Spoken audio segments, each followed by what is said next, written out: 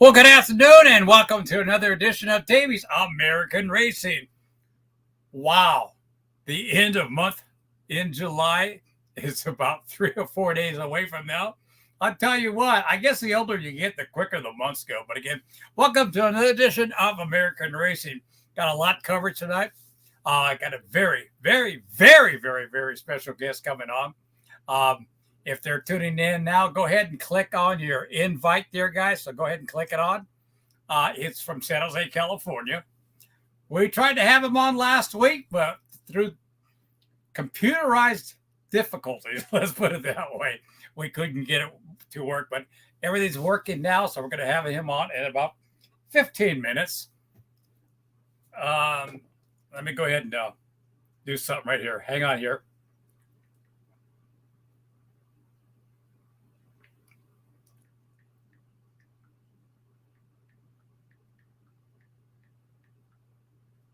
Okay, there we go. That's all taken care of.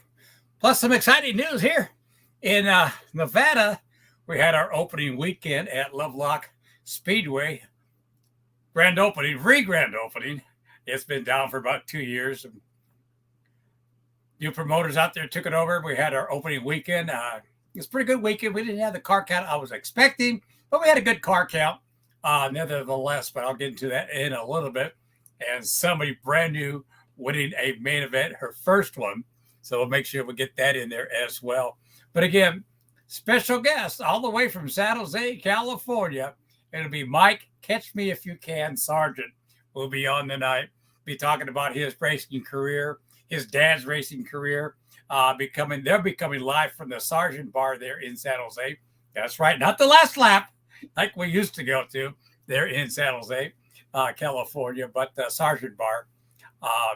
That's where they're all at. And Joanne Marshall will be there as well, so we can say hi to them.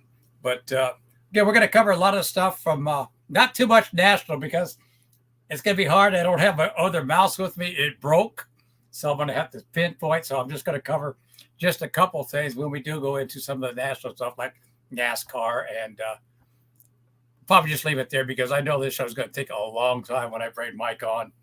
But it's going to be great. In fact, let me get you a picture here. Hey, Greg. Zoe's on here. Dan McGee's on here. Tom and Nisha Brown, how you guys doing?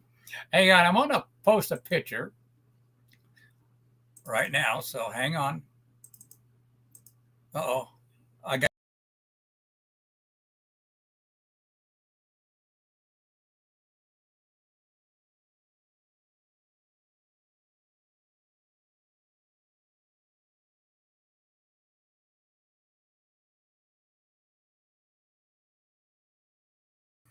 And I'll leave it right there, but I will have Mike tell you the rest of that part right there. But again, from San Jose, California, Mike, Catch Me If You Can, Sergeant, will be on in a little bit. So let's just go right into something right here. So hang on, let me get some of these comments and who's on here. Okay, yeah, just that you guys there still. Hang on for a second. All right. Uh-oh, somebody got me yawning. I went over to my page real quick, and I'm actually not yawning. I'm stretching my jaws here. There's some stuff you do before a radio show, or even when I started announcing, loosen up the jaws and everything else. But the video started way sooner than I thought it was. Okay. James Brown, how you doing, buddy? It's on here. So let's get right into it. Let's start off with NASCAR. So they'll be off for a couple of weeks. Their next race will be August the 8th at Watkins Glen International at Watkins Glen, New York.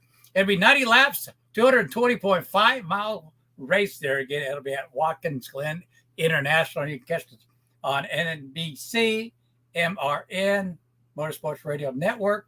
You can catch it on there and watch the road race. You know what? I love to watch the road racing over a big super track. More action. Got a lot of tight turns, everything else going on. Brian Lee Smith, how you doing, buddy? He's also tuning on here. But again, that'll be August the 8th. Oh, yeah, I thought I was going to say 8 p.m. Eastern time. Now, wait a minute.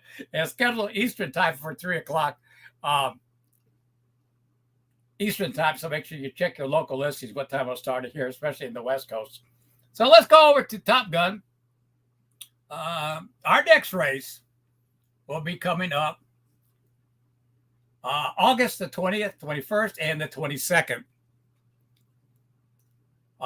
This race is from a post rain we had in July. It would have been July 10th and 11th, but we canceled it, scheduled for August. It would have been too hot for us to run that weekend. In fact, that Saturday, the temperatures got to 108 degrees here in Fallon.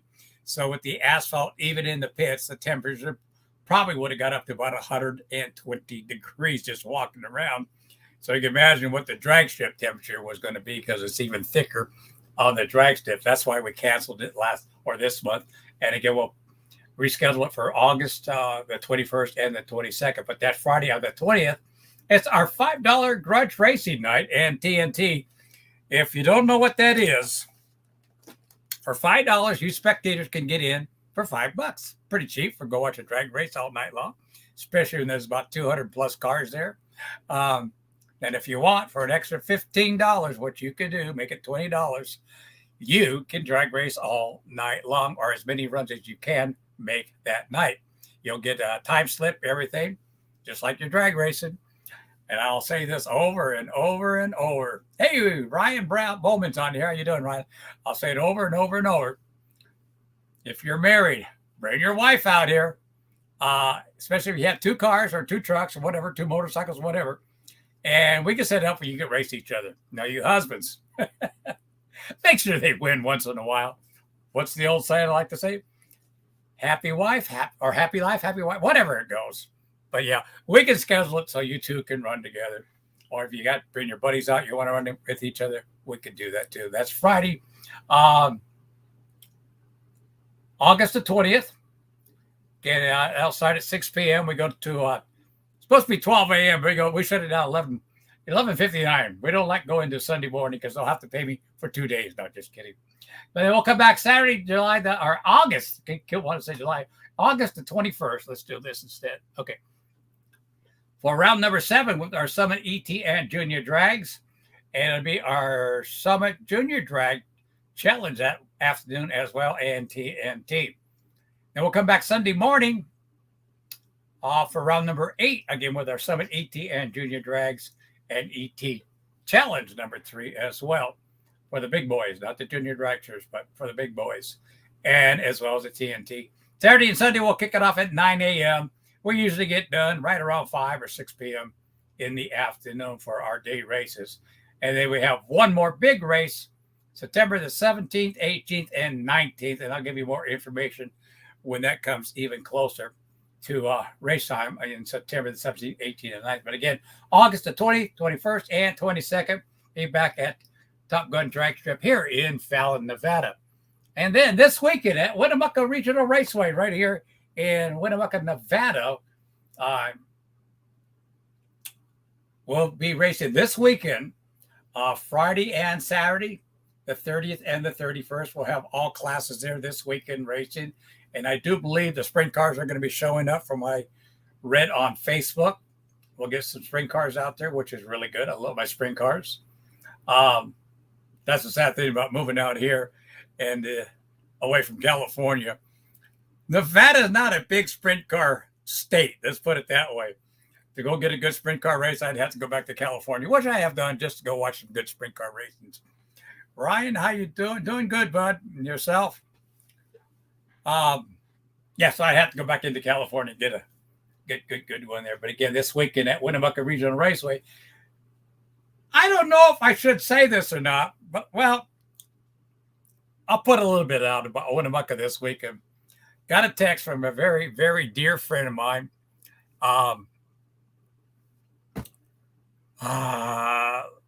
Okay, I'm going to say his name, Jim Pettit.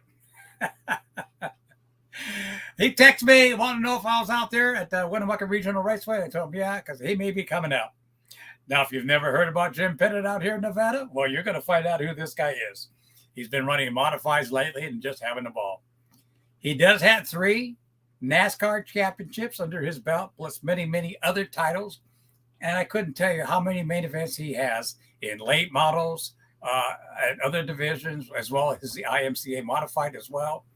But he's thinking about coming out here this weekend. I'll let everybody know, and I'll put up a little bio about Jim Pettit if he does come out here. So it'll be a great weekend. Be good to have him out there as well. I got to make a call to make sure, because I haven't received anything back from Mike yet. So bear with me.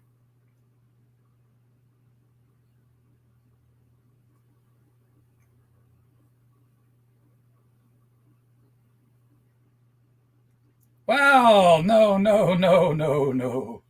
Hang on here. I got to make a call. I'm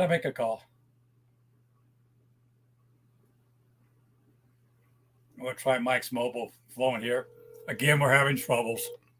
We had it set up yesterday.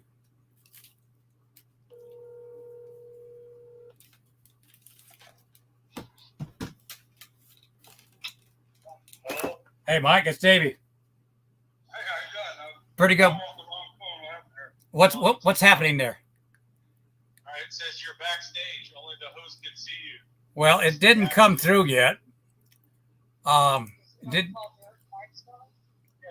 Did you click it on Marshall's page? Or I got it on my phone right now. Okay, because I don't see you on here at all. Because normally when you click it on, I'll see the guest photo next to me on my. Okay, it worked earlier. Yeah, I know it. Can you resend that? Can you resend the invite? Yeah, I'll resend it right now. Okay, on your phone or Marshall's? Do it on Marshall's phone. Okay, I'll send it on Marshall's. Okay. Marshall. Okay, bye. Okay, bear with me and hang in there, folks. I'm going to send another invite to Mike here.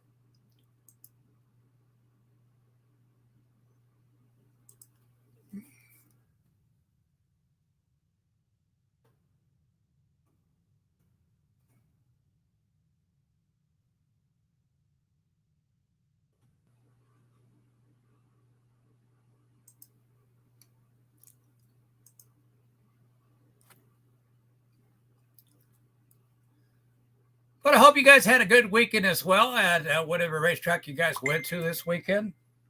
Okay, that was Garden City. And hopefully Mike got this one here on his son Marshall's phone. So again, they're waiting there at the Sergeant Bar there in San Jose. Yeah, he's a good guy, though. Really good guy. Another long time friend, though. But again, he's going to try to come out this weekend to Winnemucca Regional Raceway. I hope he comes out. That'd be pretty cool. Okay, well, we're waiting on that. That's all I got for the National and here at Top Gun and Winnemucca Raceway. So let's go to California for some of the results we have there. We're going to start off at, hang on here. Oh, I think I have to resend it again.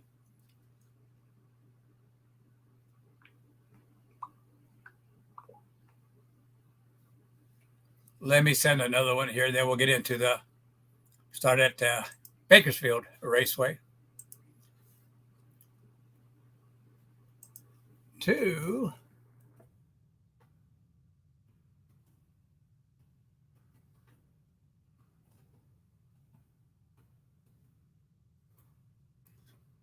Okay, we're going to send that link off, and hopefully they get it.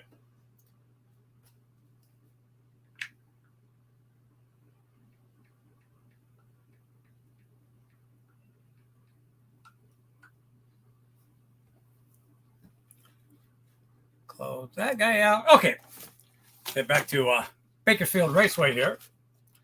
Okay, over at Bakersfield on Saturday night, they had 10 IMCA cars. That's a low car count for Bakersfield for a long time. But it was Jerry Flippo taking the main event. Robbie Sawyer was second. Ryan Davis was third. Brian Clark fourth. And Michael Scruggs was fifth with the IMCA modifieds.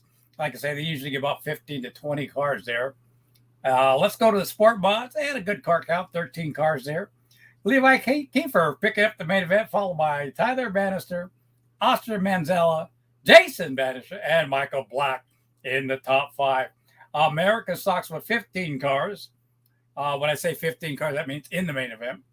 Anthony Slate picked up the main event. Ronald Lockadoo second. Mason Conway third. Fourth, Cody Slade. Fifth, Brendan Wolford. And the hobby stocks with 16 cars. The big guy, Ricky Childress Jr., picking up the main event. Johnny Wood second. Marcus Wantcombs was third. Don Mead was fourth. And Stephen Jones fifth. And that was Bakersfield Speedway. Okay, if your announcements were running this Saturday and Sunday, is all right. Not sure who this is. It's from a Facebook user. Let me see if I can pick it up someplace else here. John Myers. Okay, John Myers.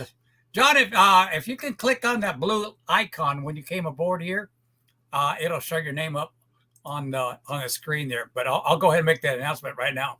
Okay, this weekend in Salmon Valley, Idaho, they are running there. One of your old announcers there from Antioch Speedway is over there now. Of course, that's John Myers. God, it's been years, John, since we've seen each other. I know it's been over 8 since I left, so maybe about 1 or 2 years more than that. But yeah, I just mentioned it, and we'll go from there.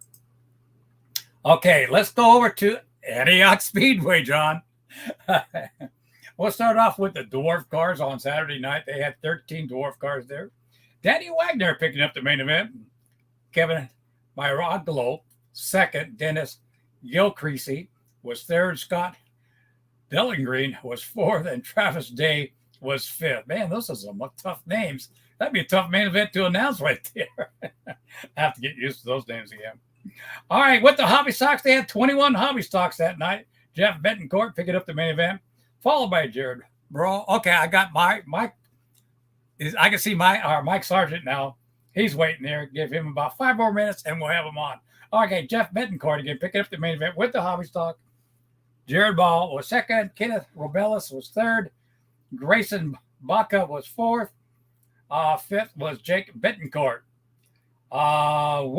Wingless sprint cars. They had 15 wingless there. Kevin Box picking up the main event. Ron Silverling second.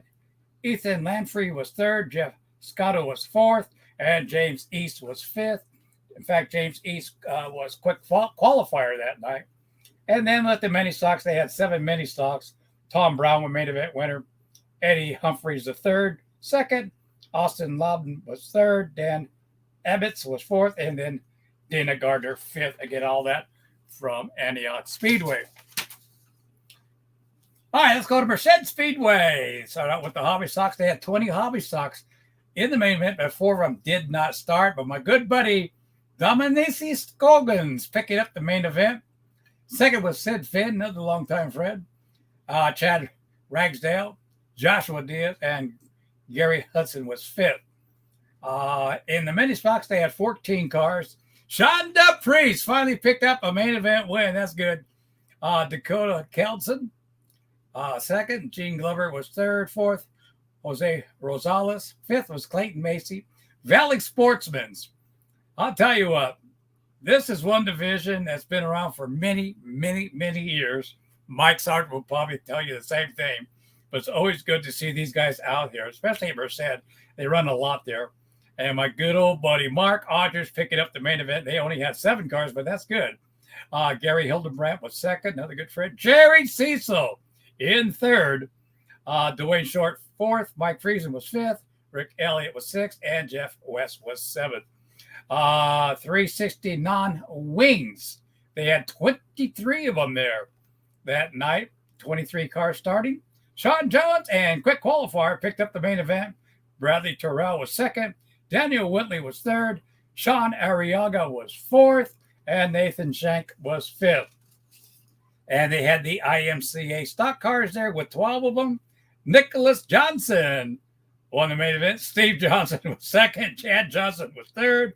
Cody Johnson was fourth. So the Johnson family dominated that night. And fifth, I guess they allowed Austin Van Hoff to pick up that 5th place. But that was a good showing with all the Johnsons finishing in the top 4.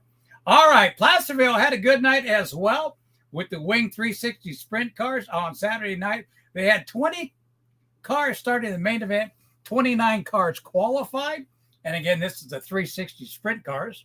Tanner Carrick picked up the main event. Kobe Johnson second. Justin Cox was third. Willie Croft was fourth. And Andy Forsberg was fifth. Limited late models. Tyler Lightfoot picking up the main event. They only had 8 cars. Dan Jinkerson second. Randy Schaefer was third. Rod Oliver was fourth. And Eddie Gardner. I wouldn't say Rod Oliver out of Ocean Speedway down there. Have to find that out. Oh, well. Pierce Sox, they had 14 cars. Nick Baldwin picked up main event. Kevin Jurgensen coming in second. Ryan Porter third. Fourth, Jason Poppert. And Jimmy Wall was fifth. In the dwarf cars, they had 20 dwarfs there that night. Good track for the dwarf cars as well. They're at Placerville Speedway to run. Ben Weiss was the main event winner. Mike Gernert was second. Ryan Winters was third. Mike Reeder fourth. And Sean Whitney was fifth. All right, that's it for California that I've got. Wasn't too much racing action going on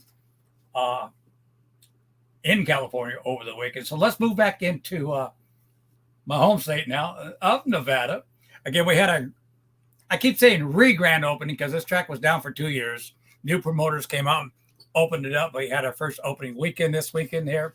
Like I said, a car count wasn't what I was expecting, but it's okay. We still had a good racing for the race fans there. We're going to start out with the bootleggers. Now, this was our Friday night program. We started racing on Friday with our bootleggers. Let me explain what bootleggers are. You can go to your local used car dealer. I don't care what kind of car it is. Hand them $100, tell them you put the name on the car, whatever. But you can pick whatever 4-door you want. 2-door, I don't care what it is. Station wagon, it doesn't matter. What you need to do, though, just kick out the glass, put some roll bars in, put a good racing seat, and a good 5-point harness seatbelts in there, and you can go racing. And the nice thing about this, just before the main event ends, you can walk up or come up to the tower like where I was, and you can bring up $1,500 and say, I want to buy that car, and you can go racing the next week. All right. Rusty McMillan right here out of Fallon picking up the main event. Ray Blankenship, second. He's the one that started this bootlegger class, and I think I've seen as much as 18 to 20 cars at one time. Third was Robert Shostag Jr. Emmanuel Mello was fourth. Robert Shostag the third was fifth. Jimmy Beerhorst was sixth, and Uncle Joe, I'm going to call Uncle Joe, was seventh. Jimmy from Silver Springs was there Friday night running really, really strong, but blew his motor big time. We were picking up rods, pistons, everything on the racetrack afterwards. All right, with our IMCA modifieds, we only had 8 on Friday night, and making the trip from Susanville, California, was Chris Olekowicz picking up the main event. Wade Lumpson second. Alex Child was third. Alex Child's running first in points in the state of Nevada right now in the IMCA points for the state of Nevada. Katie Sample finished fourth. Another good run for her. Of course, you know her brother, Corey Sample. But Katie is doing really good as a rookie driver this year. She's come along really strong lately. And in the state of Nevada, she's currently, well, this was Friday when it all started. She was sitting fourth in points in the IMCA Nevada Point Championship. Fifth was Ty Gamble. Sixth was Cole Jones. Cole's second in the points of Nevada right now. Seventh, Robert Mull. And then eighth, Cody Kelmer did not start. Mindy Sox, we had sixth. Colton Blankenship, main event winner. Ken Kinsley was second. Joe Cook was third. Indley Evenson, fourth. And her twin sister, Mallory Evenson, was fifth. And Angela Rilla was fifth. We had 5 sprint cars. These are limited sprint cars, carbureted, just like the old days from Baylands when we first started with our Wing 360s. Bob Cooney picking up the main event, veteran driver. Josh Bolt was second. Justin Bolt was third. Now, this guy, his first name is actually Chevy, and we didn't know what his last name was all night long until the next morning. So we came up with a nice little name. You guys remember the movie The Postman with Kevin Costner? Well, we decided to name Chevy. We called him Chevy, Ford, Lincoln, Mercury all night long. And that the black guy played the other part of a postman there with Kevin Costner in that movie. So Chevy, Ford, Lincoln, Mercury was fourth. Then Emerald Adair was fifth. Now it's Friday night. Let's go to our Saturday night program. Yes, I'm running through this real quick because I want to bring Mike Sargent on. Night number 2, Bootleggers. We had 13 cars that night. Ray Blankenship picked up the main event, finishing second on Friday. Rusty McMillan was the main event winner on Friday night. Logan Sage, third. Ryan Parkhurst, fourth. And Charles Hooton was fifth. Hobby stocks, we only had 3 of those. I don't know what happened to everybody, but that's okay. Angela Diaz picking up the main event. Her husband, Dan Diaz, was second, and Alex Canestet was third. Now, Angela Diaz started running with the hobby stocks, or pure stocks, I guess is what they call them, last year and this year. So what her and her husband, Dan, decided to do is put her in the hobby stocks. She's been getting better and better and better and better and better and better, and she finally picked up a main event win. Now, Dan Diaz, former track champion out here at Rattlesnake Raceway as well, has quite a few main event wins himself. Fixed her car where it was kind of bent in some areas and handling problems in the turns was really hurting Angela, but he fixed it all up. And he did not let her win on her own. She picked up the main event herself. Dan was right behind her all night long. He tried to pass her, couldn't. He tried the high side of 1 and 2 and 3 and 4, couldn't get it. He tried the low shots out of turn 2, couldn't get it. But Angela stuck like a rail on the bottom of 1 and 2 and 3 and 4. She just held it for the main event win. So congratulations, Angela Diaz, on her first main event win. All right, let's move over to the IMCA modified. So we had 10 cars, again from Susanville, California. Chris Olekowicz picking up the main event. Wade Lumpson second. Cole Jones was third. Ty Gamble was fourth, and Katie Sample fifth. Mini stocks, we had 6. Colton Blankenship on Saturday was his birthday, so he picked up the main event. Inslee Evenson finishing second. Third was Kent Kinsley. Fourth was Joe Cook. Fifth was Mallory Evenson. And sixth was Cooper Lee. Sprint cars, 7 on Saturday. Jeff Macedo picked up the main event. He wasn't there Friday night. Second was Kurt Goddard. Third, Josh Moe. Fourth, Emerald Adar. Chevy Brown is the guy's real name.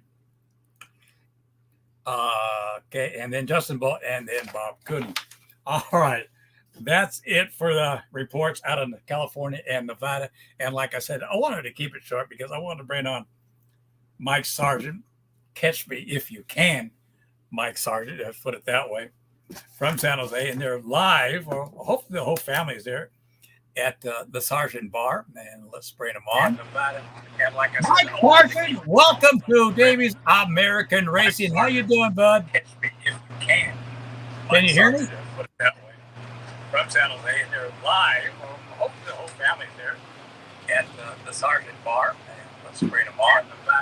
And like I said, Mike, welcome to Davey's American Racing. How you doing, bud? I'm doing really good. There we go. Over here at the Sargent Saloon. Can you hear me today? You're sitting in the famous Sargent Bar now. The Sargent Bar. Let's bring them on. And like I said, Mike, welcome to Davey's American Racing. What's going on there? Sound. Really good. This is sound. I'm doubling you on here. It sounds the sound is. So I can't hear. There ain't no sound coming out of this. Oh, no, I don't have no sound. Well, turn mine back on. Are you on the cell phone? I'm doubling you on Yeah, here. what's I don't happening know here? what's going on here. Oh, no. I can't hear no sound coming out of this. Oh, no, I don't have no sound. Yeah, there's no sound. I can hear Yeah, you. I'm on when my you start phone. Talking. I'm going to just stop with all the questions. I want you to talk about your dad's racing, a little bit about your dad, and then when you came aboard, started racing. Just go ahead. No sound's coming out of my phone. I can hear it sounds like if we got 2 cell phones on. Stop with all the questions. I want you to talk about your dad's racing, a little bit about your dad, and then when you came aboard, started racing. Just go ahead. Well, I'll tell you the truth. I started racing in 1968. Sounds like if we got 2 cell phones on. You know, we're really got some problems here. I'm frustrated. I've been mounting tires all day. That's a tough job, especially with those big old rims. I'm sorry, Yeah, but but there's see- no sound coming from him at all. Yeah, there's no sound coming from him. Hi, Joanne. Hi. See, why is there no sound coming out of my phone? You know what? I'm calling this off. My phone works fine too. I don't know. Do you have two cell phones on? Davey, I'm sorry. Uh-oh. We lost somebody here. Hang on, folks. I'm going to have to send another invite.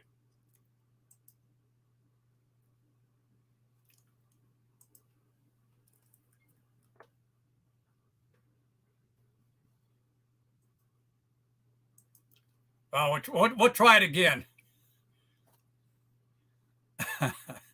I really am sorry about this, but I was really looking forward to this.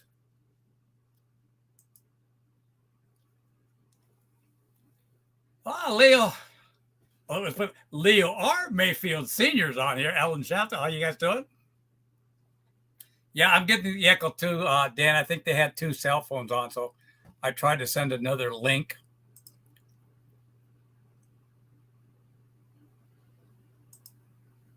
I'm getting a blank screen. I'm going to have to remove it, and hopefully we get another one up here coming from them very, very soon. Oh, man. Such good. Again, the second week I had a purple T-shirt on. Hey, Larry. How you doing, buddy? Mike Sargent's on here. Well, hopefully we can get him back on. Okay, we're going to try it again. I'm going to add them to the screens. We'll try this one. All right, guys. How you hearing me now? Hold on, there's no like sound coming out of the phone. So like you are like way quiet. Do you got some level turned down on yours? Okay, wait a minute. Let me check out something here.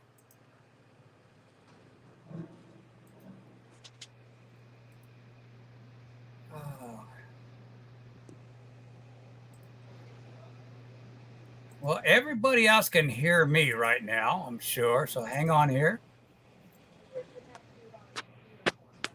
Yeah, I have no idea why there's no sound coming out of my phone. Hey, Davey, we can just see you, but there's no sound coming out of my phone. Okay, hang on. There is, but it's like super quiet. We're going to do this one just right.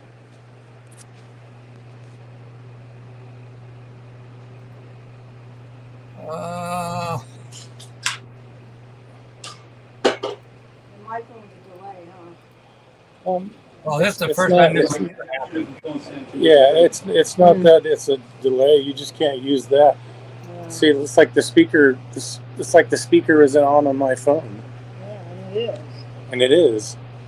It's just like you could barely hear him coming out of the top. That's it. Can you hear me now?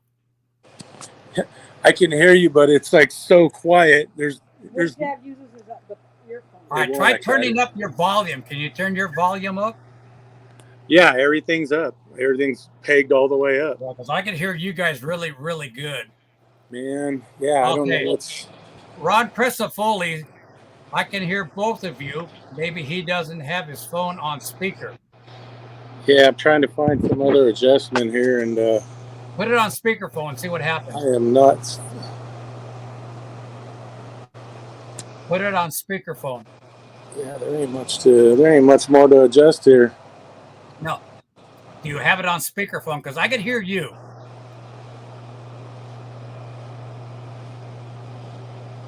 Shit.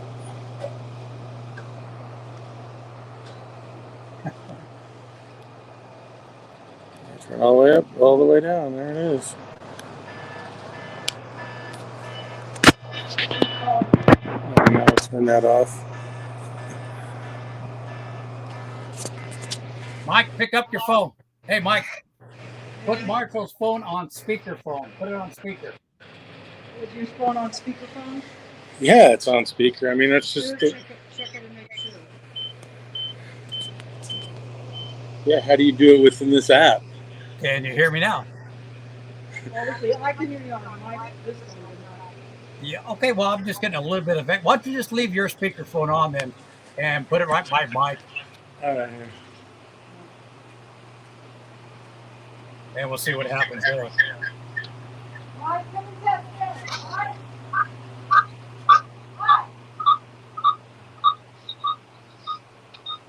I don't think that's going to work either. Well, we can hear you, Yeah. but is Mike, it echo? everybody can hear you, so I'm going to go ahead and ask that question again. Why don't we start off with your dad's racing? When he started racing? Okay, give me one second here. Where's he at? Yeah, it's just got a. I don't know what that sound is. I think that's because we have two cell phones on. Oh wait, I put it behind. So. There. Okay, the sound is gone. All right. So he can be able to hear you now. So.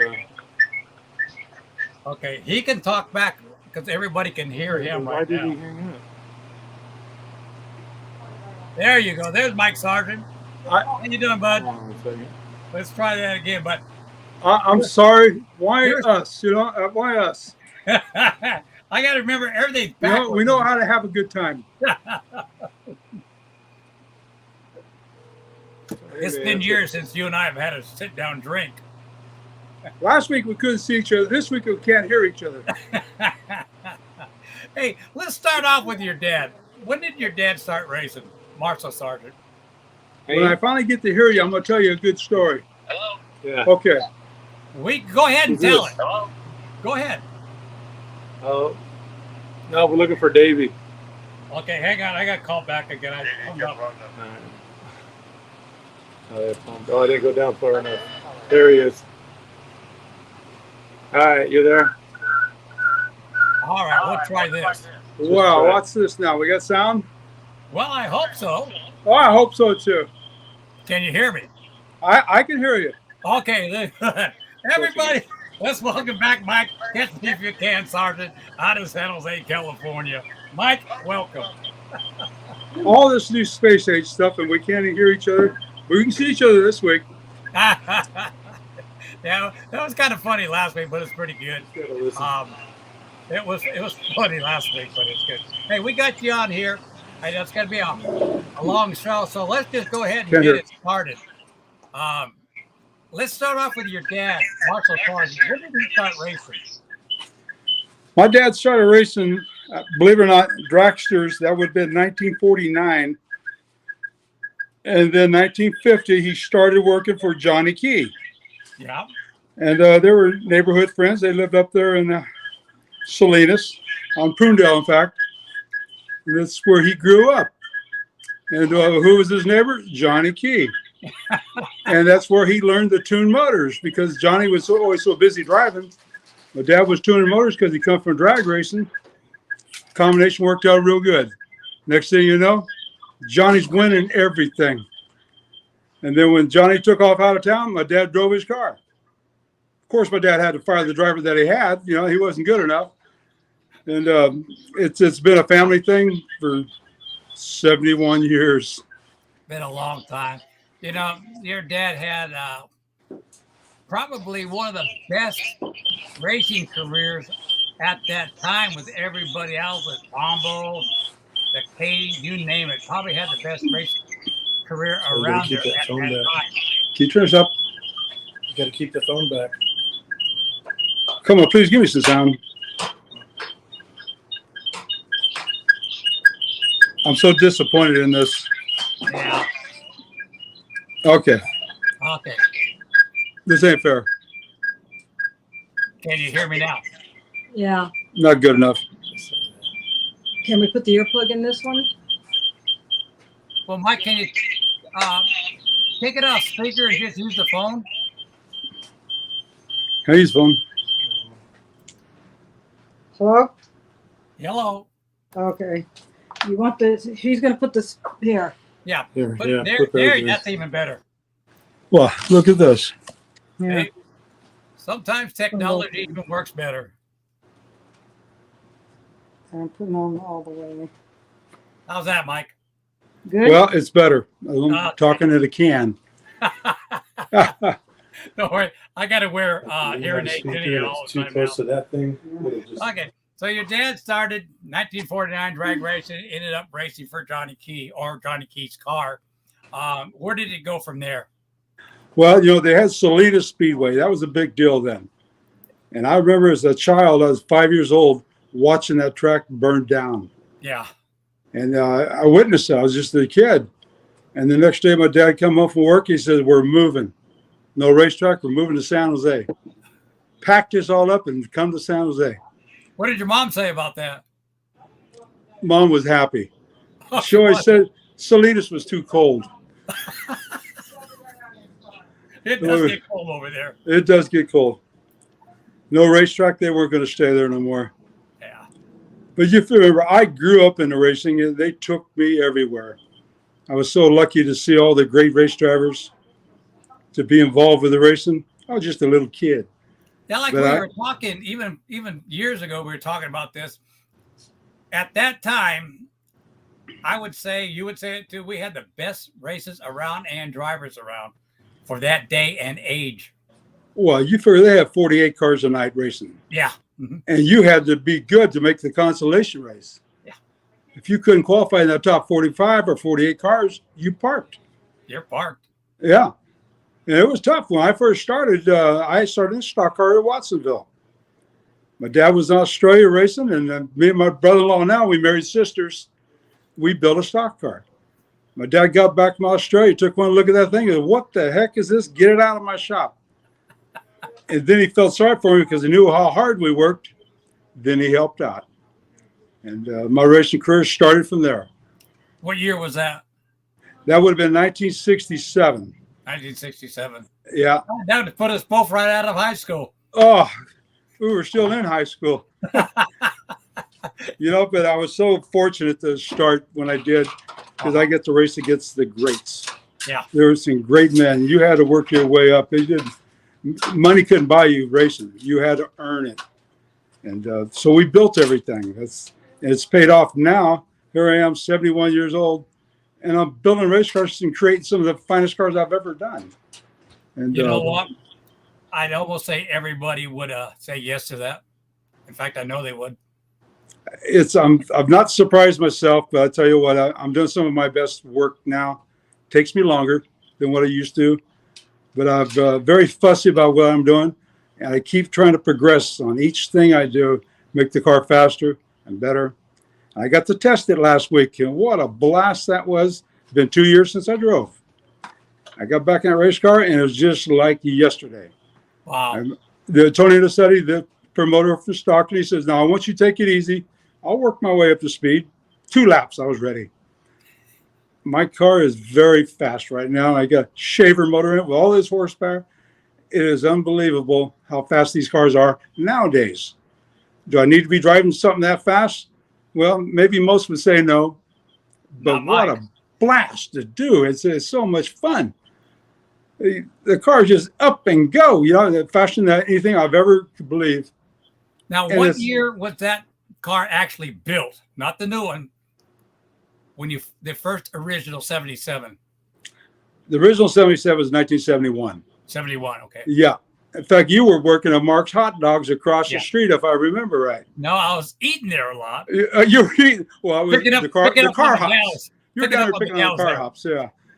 And that was just across the street. We were building the cars there. So that would have been 1971 in Sargent Automotive. And that was the second car I ever built then. They progressed as I learned more. Started getting a little sponsorship here and there to help out. But I learned how to build the cars before I learned how to drive them. And that made a difference. And today's cars are what I built now is Kenny Shepard, the promoter from Madera, challenged me to build a mid-1970s super modified. He said, "Can you do that?" I said, "Of course I can do that." And that's what I did this car and patterned after that. I patterned the car at what we were by the rules. It is so ungodly fast that I know I could beat Nick Brasino's all-time track record with this car. You always have a goal to shoot for, and that was the one we all wanted. Wasn't his an 11-second or 12-second at San Jose? Well, we were what, 13:33 is what the track record. Yeah. And I was right at that time Never got the record, but I was really close to it. And that was in 1977 with the car I had. Won the championship that year. So it was racing was getting really good. But then I was working my way to the top. Oh, Joanne's got to step in here. Hi, Joanne again. Hi. Mike, I have to stop you. I keep telling everybody we've known each other for 50 plus years. Did I get me? Joanne, you're still beautiful. Oh, thank you. How lucky I am. Yeah, I was just gonna say you got lucky, Mike. Yeah.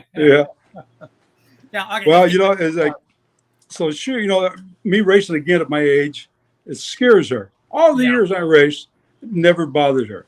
Yes. She don't like it no more. Well, they're fast. They actually hurt when you crash. It never changed. It's always been that way. Well, I have faith in him, but I don't know about those other guys, I'm just gonna say that I'll watch the video, Mike, on that heat race. I was mad. It wasn't just you. There was another car taken out as well. Yep. Well, unfortunately, the younger drivers are coming up different than we did. Yeah. But they're still race drivers too, and they are. the mixture of older guys and younger guys, there could be a conflict. I'm not going to pull aside and let them go. No. I'm still going to give everything I can. And having the kind of race car that I have right now, it's a progression. It's just gotten faster and faster. And now I can't wait till next week. I'm going to Madeira. I got practice day. It's going to be on MAV TV. They wonder what this new car is going to do because the other one got destroyed. Rebuilt this new one, and it's even faster.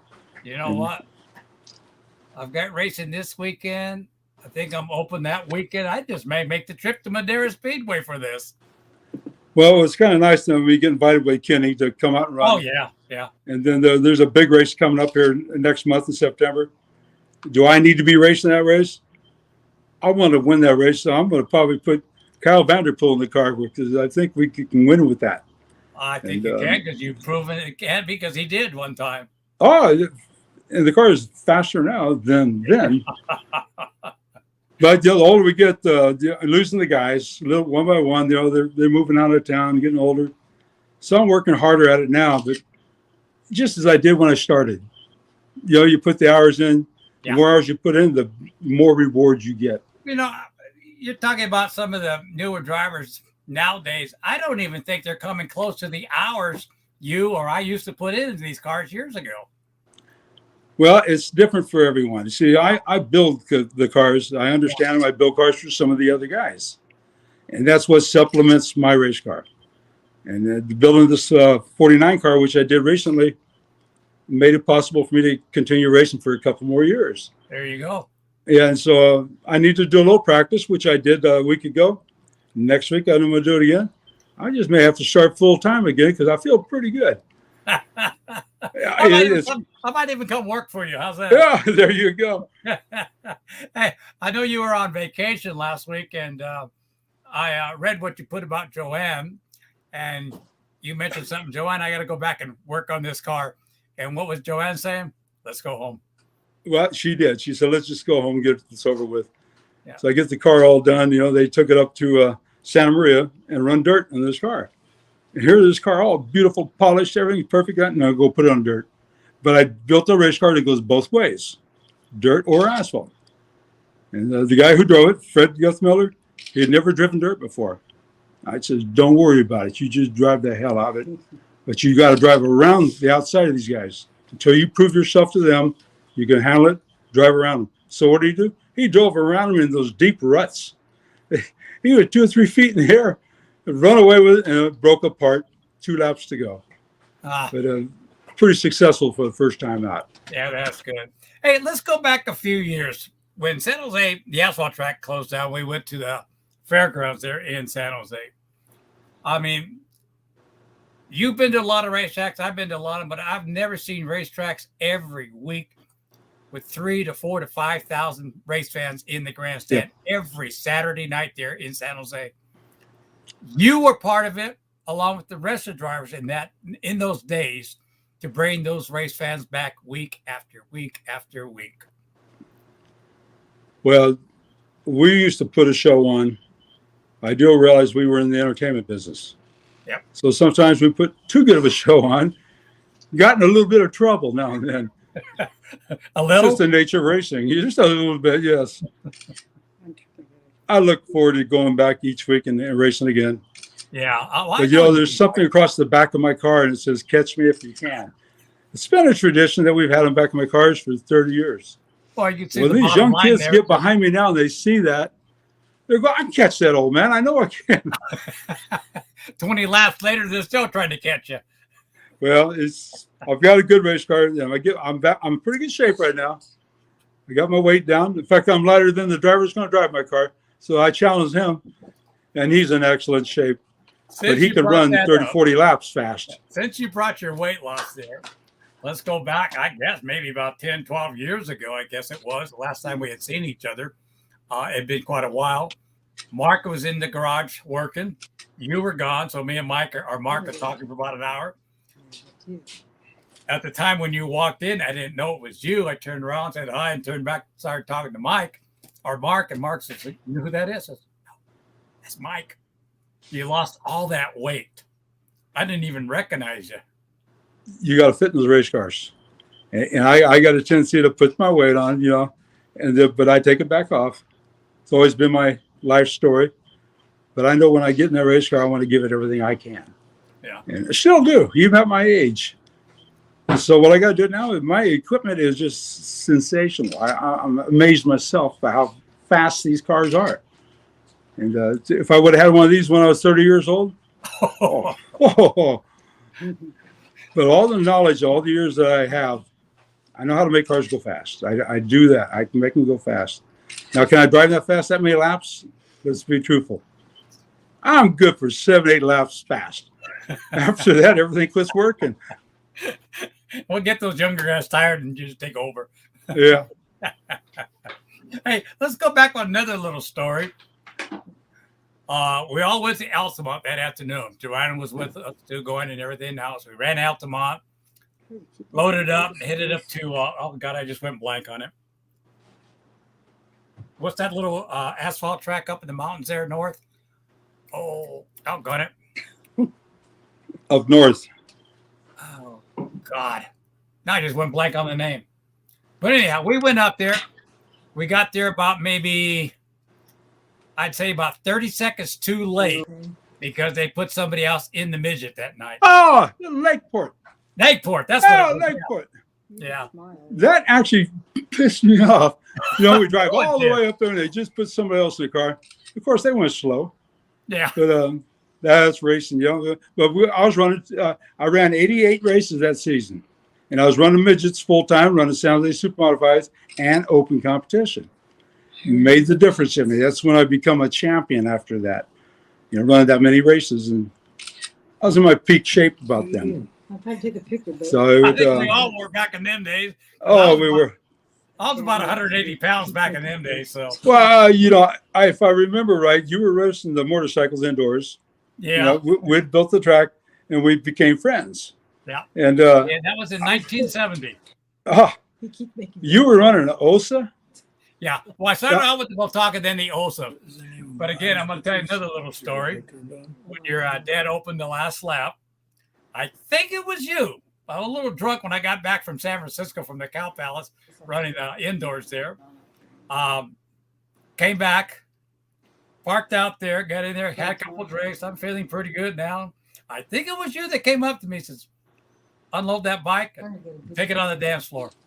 I couldn't believe you did that. Yeah, I couldn't believe you did that. I know. I went out, I'm looking at the bike, we're talking in the parking lot, and I challenged you. Next thing I know, you unload that thing, and boom, the doors come open, and you come on the dance floor with your motorcycle. Well, I had to have a dance partner. Like this? No. Your dad was so mad that next Sunday. Was he mad? Well, you left some skid marks all over his dance floor. I had to clean them up. Well, But it we was were fun. young then. Oh, It yeah. was fun.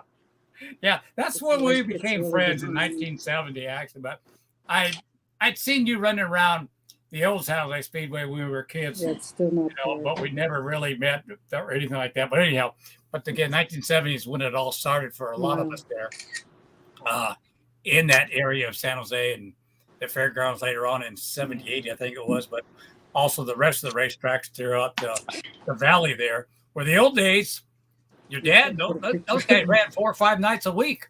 Oh yeah. Well, that's a good. So you know, so Ted Witt, I'm really close with Ted Witt now. See, and Ted was before me, and but he's not that many years older than me, but maybe 6 years. And even today, we talk on the phone. I'm still going for advice. I call on certain people that help me, and you got to ask the right question. You know, if you ask the right question, you can get the right kind of answer. And I still use the wisdom of all the old veterans. You know, it makes a difference. Yeah, there was a lot of them. That was for sure. Oh, you know, I got an engine that's just sensational. Yeah, I'm not an engine tuner. I build things. Well, I call up Dave Haver. He's a tuner, and he gave me some advice. I did a little thing to the car, went down to Santa Maria, and it flew. You know, but just a couple little things by the right people to talk to, and I still do that. Let's see. I'm gonna break off for a second. Randy Miller's on here. Mike is a true legend. His entire loves what he does and the sport. That's from Randy Miller. Oh, thank you, Randy. Robert Miller's brother. Oh yeah, I see him all the time. Yeah, he picked. Yeah, up we're still Randy neighborhood Miller. guys. You know, we still. He from went the over the east side weekend up San in Jose. Susanville Yeah. with the sport mod. So yeah. Oh, he's winning. Well, he's doing real good. Yeah, he's I'm doing proud really of him, good yeah. lately. Yeah. No, it was Robert won up in Susanville. Randy made a little changes on his car Yeah. over the weekend there, and Robert picked his first main event with a sport mod. Robert's in his sport mods now. Well, Robert can drive anything. He always could. Yeah. Oh yeah. Whatever car he got in, he was good in it. So late model, sprint car, modified. You know, but his brother was racing to start with. Next thing you know, he's driving. Yeah. He hooks it up right, and he's winning. He's winning a lot. Yeah. And living from the east side, San Jose, where a lot of the racers were in the day, and they're all still from here, and I'm proud of them. Yeah, damn good. I mean, I see him all the time now here because he only lives like about 45 minutes from me too. So he does a lot of racing. Robert around here too. So in fact, when I first got here, can't believe it's almost 8 years here in Nevada now. But anyhow, I didn't know he was in this area. I just lost contact with him. I turned around, I looked. Holy mackerel, it's Robert Miller. What are you doing way out here racing? Says, I live out here. So it's good to have him out there. In fact, I couldn't believe how many people that were out in this area when I first got out here announcing over there at Ferning 95A Speedway, how many people were out in this area from the old San Jose days. I can't believe how many people I run into continuously. You know, go up to Meridian to race up there, and half the fans, they come from San Jose Speedway, it seemed like. Yeah. And they really support us big up there and enjoyed it. Yeah. I lost a race car up there. You know, I had one bad crash up there. Wasn't, you know, something broke on the fuel line and boom, in the wall. Yeah. And that you got to go back and do it again. We did. Next year, I'm going to take the weekend off to go with you guys next year up to Meridian. We have a good time. I know. The fan support Earl is just Stanton great. keeps telling me to go up there. Well, there's another story. Earl Stanton's, he's got a good race car too, you know. Yeah. So He's he's a good driver for it. Yeah. Oh yeah. He's a character. But the one up there last time we had some problems. Who did I call on? Earl. Took me over to the shop, get the parts we need, and come back and made it. No problem. Yeah. God, it just, you know, every time a name is mentioned, it just brings us some damn good memories. Well, Art McCarthy's running the super modified also. You know, here he is winning in the sprint cars. Got himself a super modified. Took him a little while to get used to it. He's right there, ready to win now. Well, he's still winning. You know, even he's always winning. Yeah, he's always winning. I mean, a lot of people don't know it. He's got one eye missing, but he's fast. Yeah. He knows how to take it around a racetrack. Anytime I need anything, who's the first person I call? Art. He's down the street too from us. And he comes up all the time. We're still friends, you know, real good friends. Yeah. And, in fact, last time I saw him was that weekend you were there at Madera Speedway when he brought the super modified out that weekend too. It was good to see him. I haven't seen him like in about 25 years or 30 years. Well, it's funny how my driver was driving against him, and you know we had a failure. A part broke, so my driver was really struggling. We got down the end of the race, and Art drove it in there and moved him out of the way. And so here's my driver. I'm really upset with Art. Did you see what Art McCarthy did? I said, yeah, I seen exactly what he did. you were in his way. Art got a third, in the big race. So it wasn't Art's fault, but I had to make the driver realize, I pull for the old guys too. My brother Mike, I don't know if you remember my little brother Mike, but hey, brother, I can't imagine you taking your bike out on the dance floor. Mikey, I did. Oh, yeah, he did. In fact, right after I left the dance floor, I went down Allen Rock Avenue about 100 miles an hour late at night. No lights, no nothing, just down Allen Rock Avenue and back. Davey, you would do a lot of things like that back then. Those were the crazy days of Davey. Well, we're so fortunate. All the racing was big. It was big. Oh, yeah. It's still big, but it's a little bit different. And it's going to build big again. I see now they're calling just a super modified racing. Now they're adding the name open competition. And I think I had a lot to do with that. It did bring, back in our days, it bring a lot of guys from out of state, a lot of people from out of state when they started open comps, especially at the San Jose Speedway. Well, I built a kind of car that was totally different than what the other guys have. So they had to rename it Open Competition because they were griping about my car. You can't gripe about my car just because it's not like yours. I'm still a little bit tough on things. You ought to get what. Now I went blank on his name. I was just going to tell you. The guy that's wrote all three of those books about San Jose.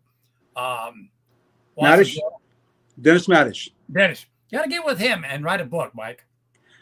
Me and Dennis were together last week. He went to the racetrack with us, rode up, and he shot a bunch of pictures of the car. Yeah. And we did the still shots around the racetrack in front of a bunch of sponsors. Hoosier Tire sponsors me. We got a nice, beautiful picture. And then he's shooting pictures from outside track when I'm at speed. And next thing I know, he's in the infield and he gets all the way out by the edge of the track, right where I used to spin out all the time. And the corner workers got a hold of his arm. Hey, get back. Dennis said, I want to get this shot. Beautiful shot. You can see my eyes and everything in the picture. But only Dennis would be brave enough to get on the edge of that track. Yeah, Dennis. Still doing it. Long time. Good photographer, man. Good. But I still say you got to put a book together. We've talked about it. I wish I could print all the chapters. Mike, that book would be 10 inches thick. Oh, it would. I would tell all. Yeah, I know you would. Yeah. All right, let's go back to the old fairgrounds. Why they had so many race fans there week after week. I mean, it was a lot of the best racing. We had some damn good race car drivers there, but a lot of it was due to the rivalry happening with the drivers there over the fights or the arguments that was happening there at the Fairgrounds Speedway. And that's what drove the people back. When you pay that much money, we were making money. We were doing real good. And when you're paying that kind of money, you're going to fight for every position. Barkheimer years ago, he was smart because he paid for the heat races. He paid for the final heat, he paid for the trophy laps. And you had to finish in the top of those in order to make that money. Then they put us on handicap. All the fast cars started in the back. Yeah. Well, you had to come through the pack, and you only had 20 laps to do it. Yeah, they got a little rough sometimes. But, you knew who you can get rough with and who you couldn't. Yeah. A lot of different characters. Yeah, but that's what sold the tickets, and that's what brought the fans back week after week. That's a promoter's dream right there. Oh, even with the super mod, whatever they called them back, I forgot what they called. Today's tracks maybe got 50 to 20 cars that are showing up. Back in then days, if they had 85 or more cars, that was the full night racing right there. Plus the other divisions that were there. Promoters can't get that kind of a car count now. No, they can't. The cost of racing is expensive. Yeah. It's very expensive, but the times change and the cost is probably the same. Just the times have changed. We used to build a lot of our stuff. Now most of the racers buy it. Yeah. And it's just a different style. But like me having fun with these super modifieds, it's something I can do and build and enjoy. I don't mind traveling around to different tracks. It's kind of fun again because I drove every one of the tracks 40 years ago and still enjoy it. Well, my brother Mikey, you were one of his biggest fans too. So I can remember the first race I went to the San Jose Speedway was in 1959. I didn't even know what race it was. My dad was talking about, let's go, Dad. So he took me out there. We sat there. I don't think I remember watching too much of the races. I was watching the announcer at the time. I could not believe anybody could talk that much all night long. That would have been Bill Pettigo from Yep. back then, where he was the announcer all them years. Well, look what you've turned into. I couldn't believe you're the announcer. You do a hell of a job. No matter where you go, I recognize your voice. Everybody does. But I could not believe it. How much if one man can talk all night long and all this information. I've got a computer that keeps all my information. Kenny was the best at it. It was all in his head. Incredible. His head. But I couldn't believe him. It was what 40-something years later. I ended up announcing there. Yep. King Speedway in Hanford, California. Dave Swindell brought me aboard. It's when I got done with my second cancer. I think it was my second one. I decided to get back involved in some way with racing. So I called Dave up because I was living in the Central Valley at the time. And he says, I heard you were sick. Yeah, I said, I'm okay now. I got anything for me out there? You know what I can do? Is I need an announcer. I go, Dave, I never announced. Don't worry, I'll train you. So I went out there opening night. He'd been trained me for about 2 months. Introduced me, hands me the mic, and I went, close. Could not say a word. Honest to God. So next week I was ready to go. But like I said, I ended up talking as much now or more. And I've interviewed a lot of big drivers from NASCAR to NHRA. Ron Capps was the first one I got to interview, but I've done a lot of them. But the ones that stuck in my heart the most was you, actually, when I interviewed you at Madera Speedway. After all those years that we've been involved with each other. I know that. I got to interview Mike Sargent. Well, I come to the races of Pomple Sargent night. As a fan, I come as representing Marshall Sargent's son, and they're enjoying myself. I wasn't racing yet. I was retired. Yeah. And Mark Ternowski, he started talking to me. He said, Mike, you got to do this. You got to race. And then Kenny Shepard's standing over there, and he says, yeah, you should. And I said, I'm an old guy. What do you want me to race for? He says, the fans want you to race. One thing led to another. They talked me into it. Yeah. And I haven't stopped since. And like I say, when you interviewed me, how many years has it been? Oh, my God. Well, like I said, 1970 was the first time we met each other. Yeah. So what year was that? That was what, 8, 9, 10 years ago? It's been that long already? Well, I've been gone almost 8 years. So it had been, I think it was 2014. Yeah, it was 2014. Yep. See? Last time with each other there. Yeah, like I said, that'll always remain in my heart and in my mind, interviewing the Mike Sargent. Well, I'll tell you what, me coming back and doing it for the first time at pulling the racetrack, been a long time. And I look all the way down that straightaway. And I know what I got to do. You put your leg in it and you go. Yeah. You get down the other straightaway, it all come right back. It was like driving yesterday. And I told everybody, this is easy. Let's go back some years on your dad. God, I miss that guy. I love him. But anyhow, how much yelling did he give you when you started racing? That he was trying to teach you, actually. Well, he taught. He wouldn't yell as much as he would poke you with his finger. Because he can knock you out with his finger. Yeah. Well, his arms are like this. Yours are like this. His arms are like that. He told you once and once only, you better listen. You better listen. And I was smart. I listened. I listened very well. And he explained a few things, and then you had to go do it on the racetrack. And I remember he telling me how deep to drive into the turn. And he goes, races are one going into the turn. And I go, no, you got to get off the turn and go fast and straight away. He goes, nope, you got to win going into the turn. And he says, I'm going to go out and stand on the edge of the track. He goes, I want you to drive in as deep as where I'm standing. And this is a true story. Mm-hmm. And I go on the track, and there he is, standing way down there close to that turn. And I drive all the way there, and I couldn't go that far. I'd back off, and we would come in the infield park, and they'd be yelling at me. Why did you drive in where I was standing? I said, you were standing way down there. He said, I'm going to give you one more chance. And he goes out there again. I come back around. He's further down into the turn. Yeah, and I couldn't do it, but I backed off. Pulling the pits again. He's really mad at me now. He said, this is the last chance. You better drive into where I'm standing, or you're never going to drive a car again. This is a true story. So I had my mind made up. I'm going to do that. And he's further down in the turn. I drove on by him so far deep, I just slammed the wall, wiped the car out. It hurt. And he comes up to the car. You okay? Okay. I says, yeah, it hurts. I'm okay. He goes, what'd you learn? I said, what do you mean? He goes, you can only drive in so deep. He got me past that fear point to start with. I remember that. He took me there.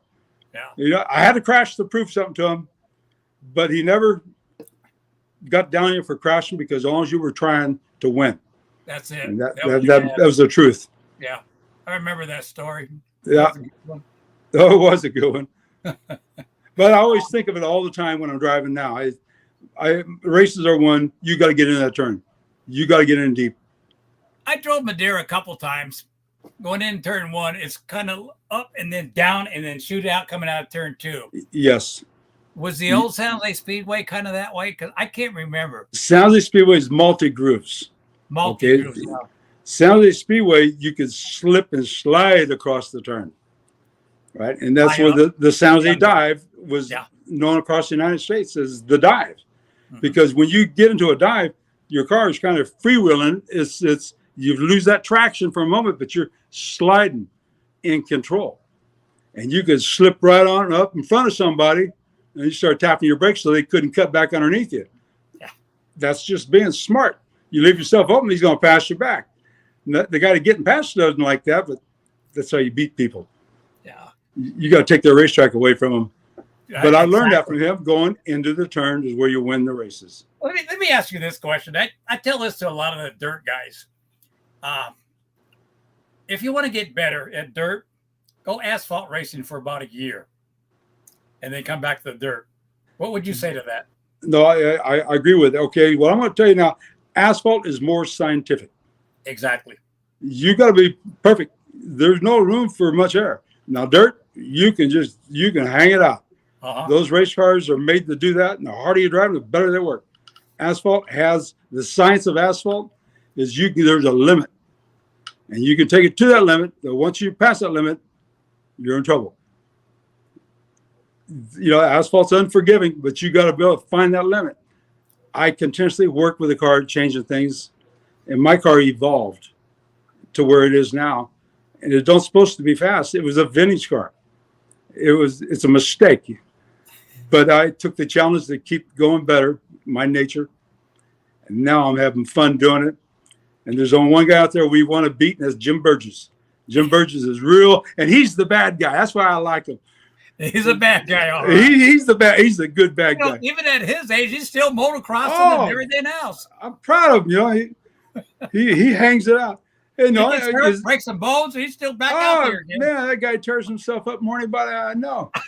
But he's got heart. He's got a lot of heart. Yeah. And so that's the guy we want to beat. Because he's the guy. And so then I've got my driver's the guy too. So and he's driving my vintage race car. Don't supposed to be that fast, but surprise them, it is. Yeah. I remember the first time I saw Kyle Vanderpool race, I go, who in the hell is this kid? I can see it right off the bat. He is damn good and fast. And yes, he pays attention. He studies racing like he's supposed to. And he understands why the cars are fast. And like I told him, the first time he ever got in my race car, I said, I'm going to tell you something. You're going to feel something you never felt before. He goes, what's that? I said, you're going to feel 100% traction in a straightaway. And he looked at me like odd. I said, because this car will twist, and you're going to feel it. He comes after the first hot lap session. He comes in and he goes, my gosh, I can't believe this thing. I feel the frame flex with my foot. He goes, hey, you're right. You get 100% traction with this car. And it does. But it's things I keep learning too. I learn from them young guys what they're doing. I never stop learning. And it's well, you're one of those drivers. I mean, you can see the drivers go out there, look at the race, look at the track, either asphalt or dirt. But you're one of the drivers. I've noticed this a long time ago. You just don't look at it. It's like you said, you study it. There's a reason cars go fast. Yeah. And you better find that reason. And then you can improve on that. And I never stop. The car I got now it started off to a total different car. And to what it is now already, it's totally different. I've added over 100 pounds of weight to the car. And so now I'm only 1,500 pounds with a full tank of gas. It's pretty Wow. light. That is light for an old car. Yeah. And but that's with full tank of fuel.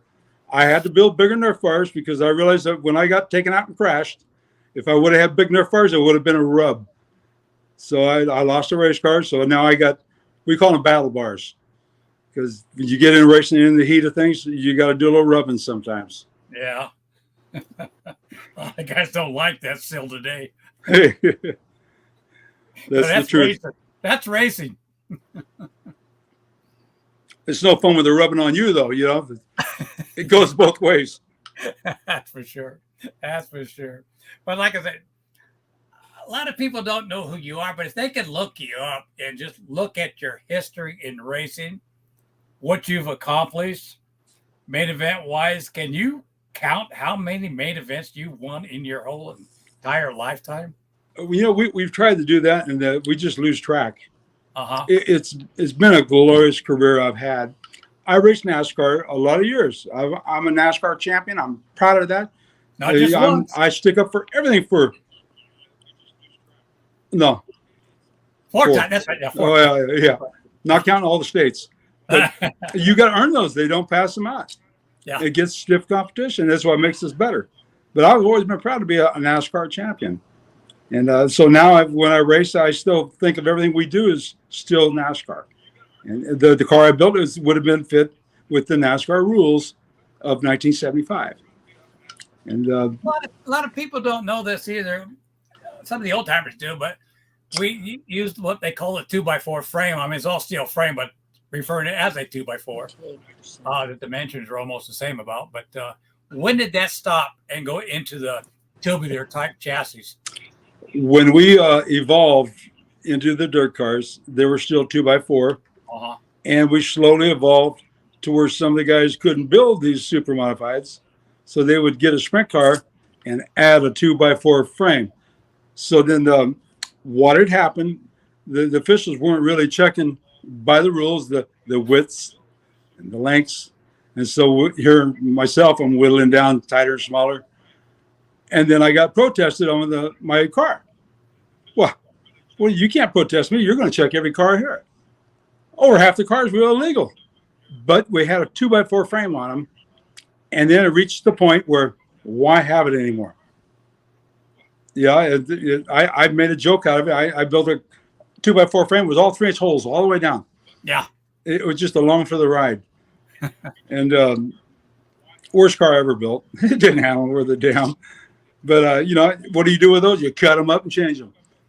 I'm not afraid to do that. That was one of my favorite jobs when the car was wrecked. Get the torches out and just cut them up. I love Cut them up. Yeah, that was a big change for a lot of guys back in them days, though. But it actually picked up a lot of the car counts, too, though, at the fairgrounds. Well, the Kearney Bowl car, the Legends, Kearney Bowl Legends, the group there, and they're running the cars, the 2x4 frames. The one rule that is most important is you got to have a leaf spring, or the front or the rear, to run in that division. And that's fine. So I basically built 4 of these cars, these new ones that I have. And the first one made his debut this last weekend. And we made 2 attempts to run before that, blew the clutch up. We had an issue, got that all fixed, and went down and raced it. And wow, it's fast, but it's legal, totally legal. Clutch, starter, leaf spring. And of course, I got to switch the rules around a little bit. I got to fudge here and there, but completely legal. That's Mike Sargent for you. You're talking about taking the car out a couple of weeks ago there at Stockton. I was watching the video, and I told you this already, but you could hear the motor. It was even wound up to all the full RPMs where you were going to have it set at. You could hear it, but you were fast. Well, I've never driven a car that fast ever. All the years I've ever raced in. And I was like a little kid. When I come in, I was all excited. I got wound up. I've never drove them that fast before. Is it because I'm old? Is it because it's been a while? No, it's because it's fast. But I got a Ron Shaver motor in that thing. And he did it set up for asphalt. And we got that thing stuck to the ground 100%. and it does go forward. Oh, But I broke my glasses, so this is a 28%. funny story. I'm all excited getting in the car. I always take my glasses out, put my helmet on, put them on. I forgot to put them on. Uh-oh. I go out on the racetrack and I blast off. Man, it's all blurry. Man, this car is fast. It's because I didn't have no glasses on. They blew off. I run them over. So I ran the day with no glasses on. And I can't even walk without them. Everybody's, well, how's the track look? I don't know. I have to drive by Braille. Yeah, But I think I enjoy it. Enjoy it so much. make the trip next week to Madeira after this weekend. I got 2 days here in Winnemucca. In fact, Jim Bennett texted me this morning. He may show up here in Winnemucca over the weekend. Oh, really? Yeah. He's still driving fast. He's yeah. still driving Oh, yeah. fast. You know, he's Yeah. good. In fact, we'll talk about him and you. We'll talk about Jim. We mentioned it. He was on the show here in the beginning of the season. His dad himself were inducted to the Hall of Fame there. Yeah. Your dad and you are inducted to the Hall of Fame as well.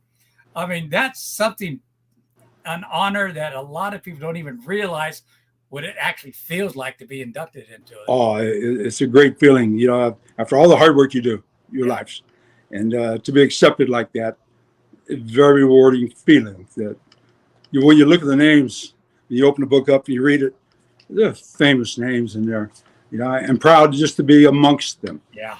Yeah. And we all contribute to racing in different ways, but racing is the kind of sport you always give back.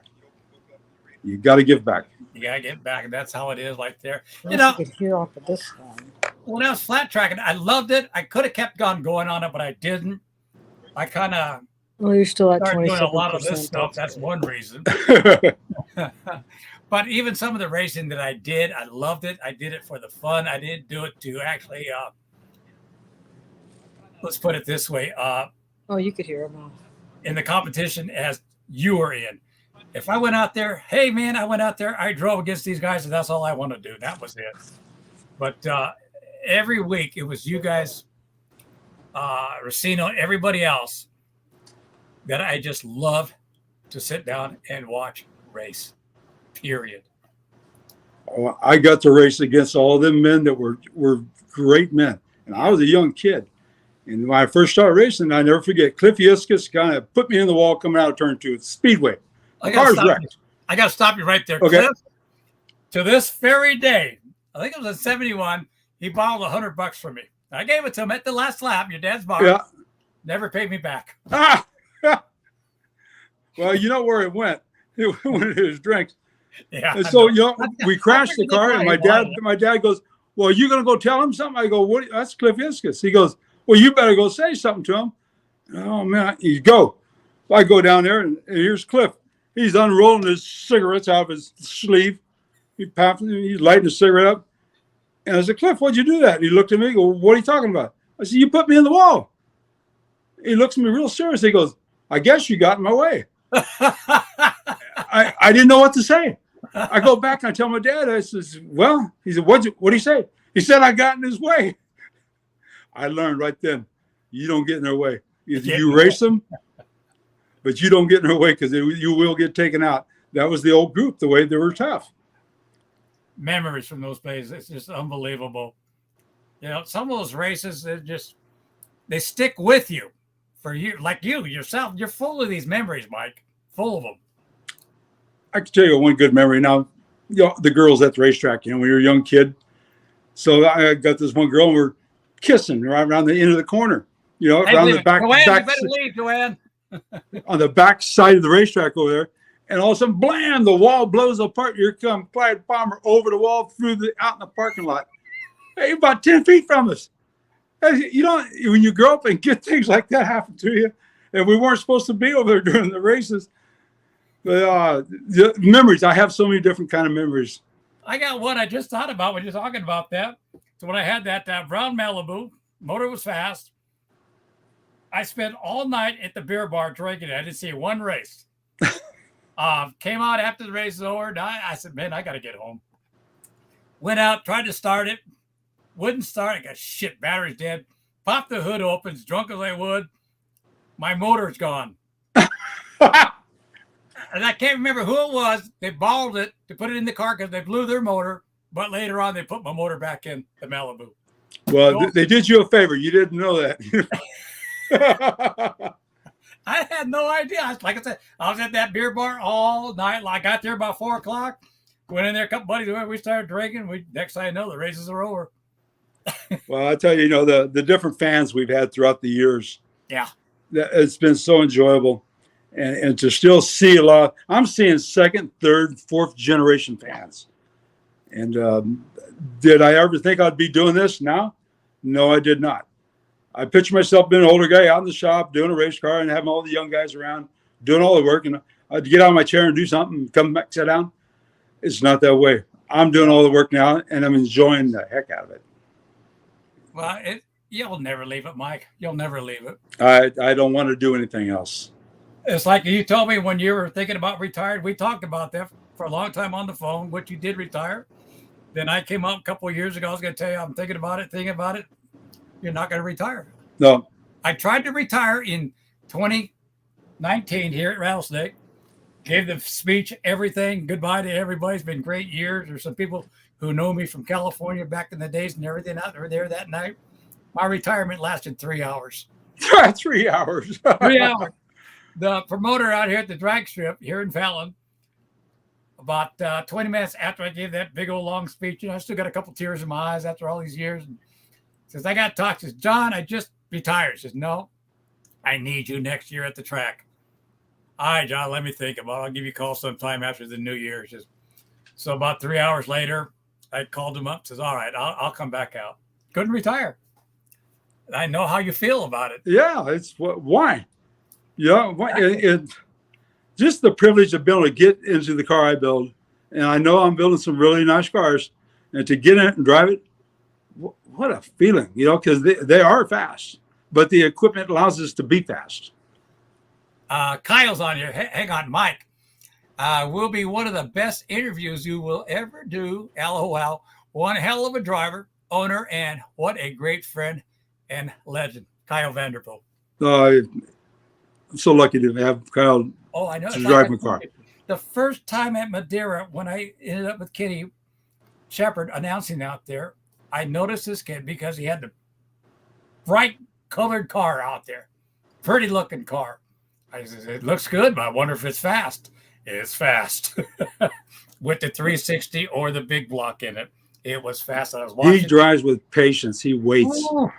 He knows when to go fast. He saves his tires. He saves the car. Yeah. Smart. Very smart. He can start in the back. I'm announcing the front top 5 cars. And next thing you know, there's Kyle in second. Where'd he come from? Where'd he come from? Kyle. You've done it plenty of times, Kyle. Yeah, he's very, very talented. Well, he's the first race driver that welcomed me back into racing at Madeira. Oh, really? Yeah, first time I got to meet him, he come over to me and he said, "Man, your race car is fast." That's how you're saying it. He goes, "I've been racing a long time." He says, "Your race car is fast." Well, thank you for the compliment. You want to drive it sometime? And he goes, "I'd love to drive it." And then next week we won the Vukovic Classic in it. So they didn't know what to do. They give the trophy to second place. How long did it take him to get used to that big right front tire? Oh, he loves that big right front tire. I told you, don't get spoiled with that big old right front tire. It works. Bad enough I run an 18-inch wide wheel on my right rear. I run a 17-inch wide wheel on the right front. And it works. Yeah. Yeah, he was fast that night in your car, that's for sure. And he really surprised the rest of those guys that are in that main event. That's for sure. Well, when I get done testing with the new car, I got to get the feeling in myself. And Kyle and me feel about the same what we expect out of a car. Yeah. I'm surprised. Our personalities are close to being the same like that. And he likes it when I get in the car first. And I said, "Okay, you're ready." And he gets in and just drives the hell out of it. He knows what to do, but he always saves a little bit. Uh-huh. And that's shows you what a champion he is. Is Joanne still there? She's out here somewhere. I can call her back in because we're going to get into a couple of questions with her. I'd have to yell. Yeah. That's all right. We can do that later. She'll come running in. Yeah. Well, yell at her then. Yell at her. Hey, Joanne! We got 2 houses here, and the swimming pool's in between. So you can imagine what it's always like. Saloon on one side, race car shop on the other. That's the only way to have it, Mike. Oh, we love it. You know, if that was me back in the old days, I'd be sleeping in the garage all the time. Yeah, well, I don't try to drink at the saloon very much with all these young kids. No, I know better. I don't drink that much either. I maybe have 3 beers a week now, and that's it. That's it. I went 21 years without drinking, believe it or not. 21 years? 21 years. I'm proud of you. Well, the only reason I went back to drinking, I probably would have never gotten back into it, but I think it was my 3rd cancer that I had. The doctor I had at the time, he's looking at my record and still not drinking. I says, nope, I have not had one in 21, 22 years now. Just, let me tell you something, Davey. These cancers that you've had, you should be dead right now. You should be dead. Have a beer. Feel good about it. So I did. That night I got home, I had my first beer in 21 years, 22. 21 years. Well, you know, Well, here I was a bartender at 21 years old. That's it. I will not go past that. So I always had racing. I didn't have time to drink. You know, we made up for it when we did, but the racing kept me going. I remember one night we had wine that night after you won the main event, the Johnny Key. Yeah. That was about a 6-day party. I think I got out my suit about Wednesday. Yeah, some idiot brought a whole case of beer out there, our wine. I gave it to you. The idiot was me. Yeah. That was a good night, though. Damn good to win that night to winning the key, though. Well, just like, you know, today I'm mountain tires. You know, I got all my new wheels in. And what had happened, as the car goes faster and faster, I realized the wheels weren't good enough no more. So I call the manufacturer up. I go, something wrong with these wheels. They're not right. He's, Mike, you've graduated to another level. And I go, you might be right. He says, no, you're averaging over 100 miles an hour now. Yeah, probably. That's the problem. So I got all the new wheels. That's what I was doing when you called the first time. I was mounting tires up. We'll try them out next week. That's one thing about your cars. They're ready to race, and you had the best equipment, no matter what. When a car leaves my shop, it's ready to race. Yeah. You don't go to the track and find things you take care of that at the shop. Yeah, I've seen so many guys back in the days. They'll start working it on maybe late Thursday night for a Friday or Saturday night race, and that just didn't cut it at all. No. Mm-hmm. No. Well, it's funny. I talked to Kenny Shepard this morning, right? And I thought we was going to race this weekend. He goes, Mike, it's the following week. It's the MAV TV, and they want to do the special on the 77 car, which is now 7. This car is coming back again. Okay. Now I got to drive it fast, you know. I think I might sneak Kyle in there a little bit. That track is faster than Stockton, that's for sure. Oh, well, now they've got the surface, you know. Yeah. Now they're putting the new chemical down, and it's good. When you hear a tire squeal going through the turn, you know they're sticking. Yep. All the divisions. And I talked with Kenny about it, and they're putting the new sealer on it, and it's not like it was there 5 years ago. It was slick. I think it was about 7 years ago, maybe a little bit longer than that, 8 years ago, when Kenny decided to resurface the whole track. Right. And it's not cheap to resurface the track. Coming out of turn 2, you could feel the dip in it. Yep. That's gone. But the first week we had the new asphalt set in, we had the late models out there. 11 cars that night broke a track record each time they went out. That's just how fast that track was. It was the Spears late models that were there that weekend that did it. 11 cars. 11 cars. There's a big difference. The track's real fast right now, and I can't wait to get on it. Yeah. And I'm anxious. You know, it's so nice being anxious at my age doing this. And so, you know, so I was working the brakes so hard. That thing was so fast. I'm really laying in the brakes. I want to see how deep I can get in. And I'm driving in there, boom, it would hit the ground. Well, I got an aluminum engine now. It jumps off the ground now straight away. I used to carry the left front. I'm carrying the right front now. That's not supposed to happen, but it's going straight. That's all that matters. Straight. That's right.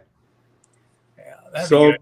Well, hopefully a lot of people come out next week and they're at Madera Speedway. I'm going to put a little article out on that too about being a MAV TV race. And I always say thanks to MAV TV, what they've done for racing in the last 10 years. Yes.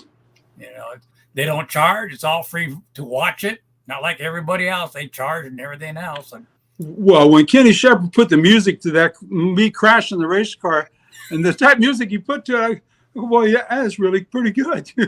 It fit perfect. What kind of music going to use this time? I learned a lot from Kenny when I was with him for 6 years. 3 years on the dirt and 3 years with the asphalt. Yeah. I learned a lot from that. And, if you're with him for 3 years, you'll never learn what he knows. Just like I was surprised. I knew him when he run stock cars when he first started. Yeah. That's when I remember Kenny from. All the years later, next thing you know, I'm back at the racetrack talking to Kenny Shepard. Hell, he's doing a hell of a job. Kenny Shepard, baby. Yeah.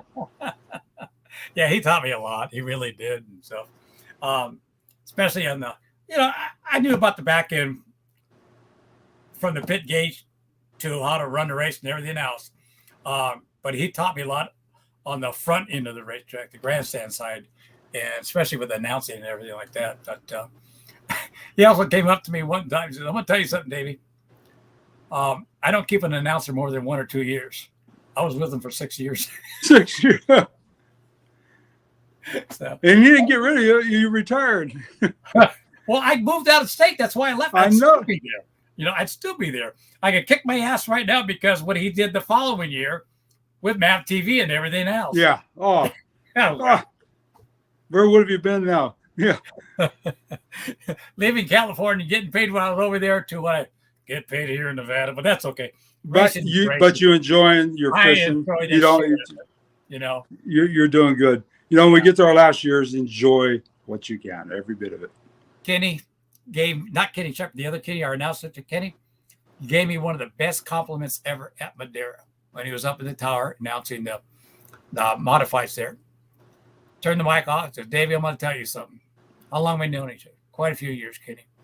And every time I come here or whatever track you're at, I keep an eye on you and I listen to you. He says, you are good. That's all he said. You're good. And you ought to just see how hot my whole body got when he told me that. Well, your race drivers. Yeah. All of the race drivers. I know you've not that you go out of your way. You become friends with them. You talk to them, and you talk to them in a personal matter. And, there's not too many announcers that will do that nowadays. A lot of them will get on their computers where all our scorekeepers now, they can put it on the monitors, the races. And that's how they know their names now. Yeah. They have no idea who they are. They're not personal friends with these guys, or they don't never introduce themselves. I make it a point. That's why I always show about 2 to 3 hours early before racing starts. Oh, yes. I can talk to everybody. Kenny Takeuchi did that all those years. Yeah. If the races started, he's always in the pits and he's writing stuff down, talking about what you've done, and you're telling what you're doing. And he got up in the grandstands and he knew what to talk about. Yeah. That's it. And know what car and what divisions they are. That's the last time when I talked to Kenny, just before his passing, so we were at the Hall of Fame night, then when we inducted Marshall Sargent in, and he's sitting at the table with us, and he looked at me real seriously. Mike, he goes, you don't need to race against the Carnival guys. They are and want to do what you've already done. And I never thought of it that way before. And he goes, you were a professional, and these guys are wanting to do what you guys do. He said, but continue building these race cars you're doing because they're beautiful, and we need more of them in the future. Since we are talking about this, we talked about this on the phone the other day. Those cars are not cheap. They're not your $2,000, $3,000, $4,000, $5,000 put together race cars. They're over $100,000 in those cars. They're $100,000 cars, easy. Mm-hmm. The motors, they cost a certain amount. Yeah. If you got parts, you can move over from one car to another, but they got to be paid for. And they do cost. And then if you're not the style person who builds your own stuff, it costs even more. Yeah. And I've done several cars now in these last 8 years. The sport grabbed me and brought me back. I didn't go after this. The sport brought me back. And I do appreciate that more than anything. But if it weren't for building these cars, I wouldn't be doing what I'm doing now. What would Mike Sargent be doing right now? Going crazy? I don't know. I couldn't even imagine. I don't want to do nothing else. Poor Joanne, here we are. We're on. Oh, my battery's running dead. I hope we can make it out here. All right, we'll cut it in about maybe 5 more minutes here. Okay. I was hoping Joanne would get back in there. I just wanted to get her in there for a couple of minutes. Well, I'd have to go running for her somewhere. Yeah. Well, you're over to Sons Marshall's place there. He raced for a while too. Yep. Yeah. You know, if you want, I'll go run and find her if you want me to get her in. Go ahead. Go see if you can go get her real quick. I'll be right back. All right. Again, we're talking to Mike Clark out of San Jose, California. Mike and I, we go back many, many, many years, 50 plus years. I probably could say 55 years, I guess. It was just great to know this family, the Sargent family, his dad, his mom, Wanda, and his dad, Marshall Sargent, were some of the first people I met in racing. They owned a bar, well, his dad owned a bar called The Last Lap on Alum Rock Avenue in San Jose, California, where a lot of used to go right after the races there at San Jose Speedway. You couldn't even walk in there. It'd be shoulder to shoulder in this type of a place. So that's just how busy it got, but a great place. And Mike mentioned about Mark's Hot Dogs. Oh, God, I miss those hot dogs right across the street there. Have a few drinks, go across the street, have some good hot dogs, come back. Oh, it's getting down there. Mike mentioned about Mark's Hot Dogs. Oh, God, I miss those hot We found her. All good. Low battery. Joanne. Everybody's got a low battery. Can you hear me good, Joanne? Yeah, I think so. Let me- Okay. Everybody, this is Joanne, Mike's wife, for many, many, many, many, many, and I mean many years. Joanne, Yes. what makes you go week after week? I know he's your husband, you love him, just to watch him race all the time. Well, he puts on a good show. He's exciting, and I don't know. It's just that thrill, watch him go around the track, see what he's going to do. what exciting thing he's going to pull on the track, Never know. Yeah, you And never know. On those main event wins, he probably had one of the best trophy gals around too sometimes. Oh, I know. I used to have to pick some of them.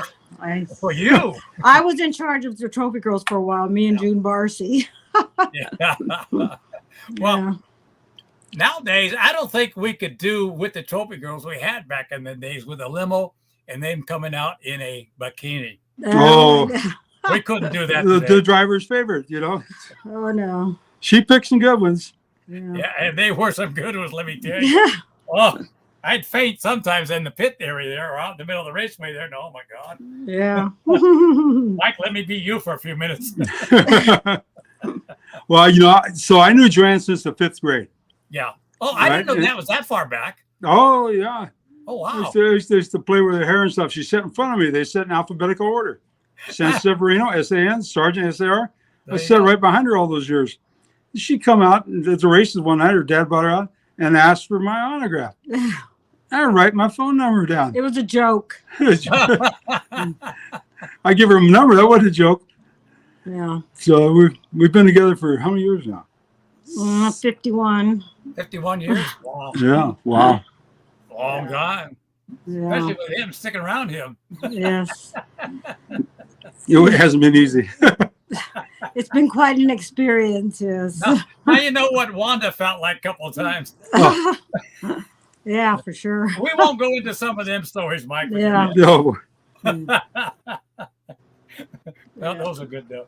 But it's if it's one thing, you've been there all the time with them. Went on that one road trip with you guys up to Lakeport there. And that was awesome. Yeah. Especially what happened afterwards when we ran out of gas. Oh. Volkswagen. You remember that? I remember we're stuck alongside the road. We're out of gas.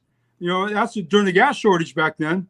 Yeah. And I remember we needed some gas. And so Mike McCann come along and we put half alcohol and half gas in that. I ruined my motor. Yeah. But it was. But we got home. We got home. Oh, yeah. But they never held us back. Okay, We're so Mike, lucky. your battery's going dead. Yeah. Hang on. Kyle Vanderpool comment back on the tire. Oh, I do love that right front. Yeah. Stan Fuller? Yes. He's over at in Idaho now. He says hi from Idaho, Meridian Speedway. How you doing? He says hi. Let's see who else. I don't know if you all know Dan McGee. He's a big rider around here. You might have met him a couple of times when we went to the Carson track here. He's been around for many, many years as a reporter around here. Who else is on here that you might remember?